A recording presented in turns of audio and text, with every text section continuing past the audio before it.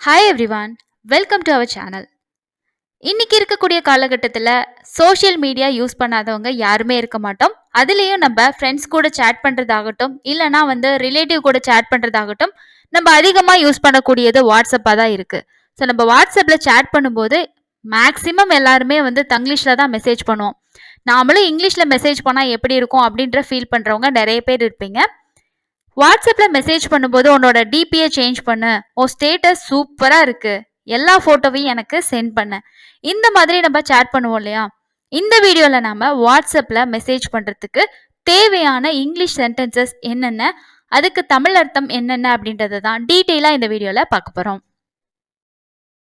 வீடியோக்குள்ள போறதுக்கு முன்னாடி நம்ம சேனலை இது வரைக்கும் நீங்க சப்ஸ்கிரைப் பண்ணல அப்படின்னா சப்ஸ்கிரைப் பண்ணிருங்க.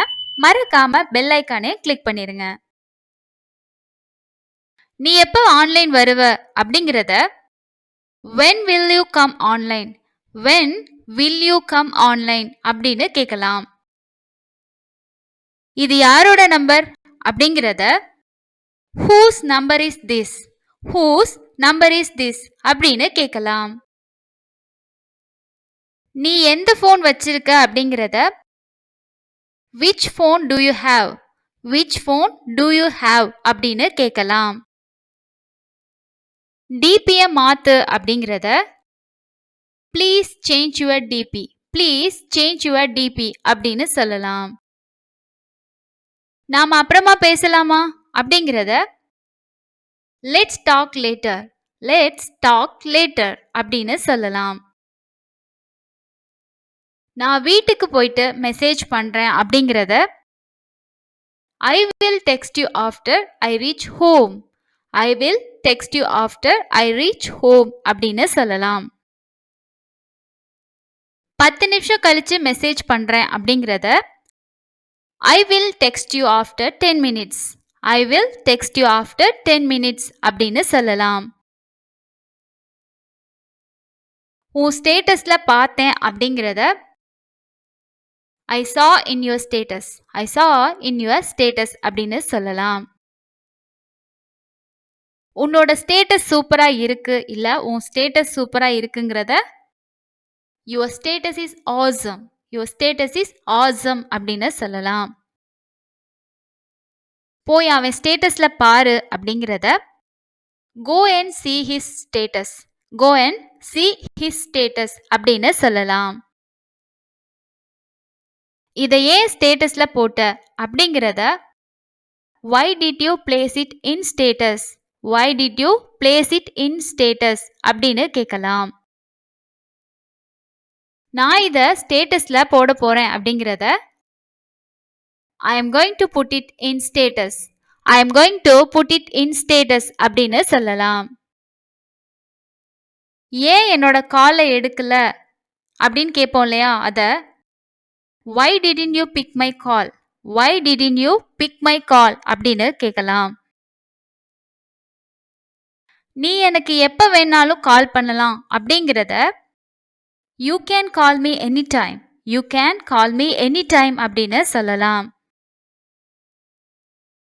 நீ எனக்கு எப்ப வேணாலும் மெசேஜ் பண்ணலாம் அப்படிங்கிறத you can text me anytime, you can text me anytime அப்படின்னு சொல்லலாம்.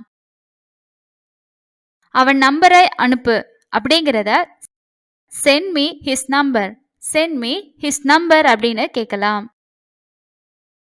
வாட்ஸ்அப்ல அனுப்பு அப்படிங்கிறத send me through WhatsApp, send me through WhatsApp அப்படின்னு சொல்லலாம்.